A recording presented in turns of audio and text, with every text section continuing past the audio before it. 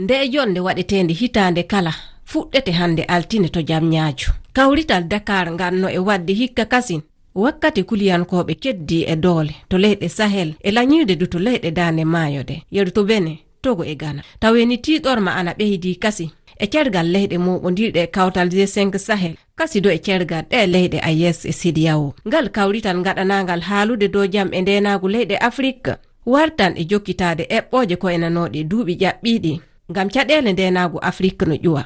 E nde jonde balɗe ɗiɗi hertorɓe ummiɗe leyɗe kewɗe Afrique tawdede ardiɓe baale mawɗe yeru hoorejo ngomo CEDEAO hooreɓe himɓe konuuji heƴaɓe leyɗe AES sariyankoɓe umminaɓe leyɗe janane e ko aykete hande caggal kongi arani udditirɗi nde jonde 10 ɓerde hertorɓe ɓen jeɗete e guɓe yoga ƴewto toɓɓere no Afrique wawi moƴƴinirde hawju jawdi leyɗe mum woɓɓe ko haɓɓudi e laamuji fadde na won kasidu toɓɓere ndenagu dow internet e ko humodi do e ngomuji konunkoɓe hawtaɓe daraniɓe ndenagu leyɗe Afrique.